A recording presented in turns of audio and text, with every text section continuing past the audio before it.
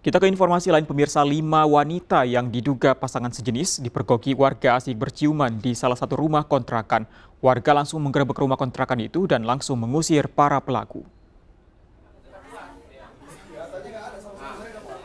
Satu unit rumah kontrakan di Jalan Amaliun, Medan Denai, Sumatera Utara digeruduk warga. Mereka marah karena penghuninya yang diduga melakukan praktik percintaan sejenis. Karena kesal dengan perbuatan para pelaku, terlebih rumah kontrakan bersebelahan dengan musola, pelaku langsung dibawa ke kantor lurah. Untuk menghindari amuk warga, petugas kepolisian yang datang langsung mengamankan kelima pelaku.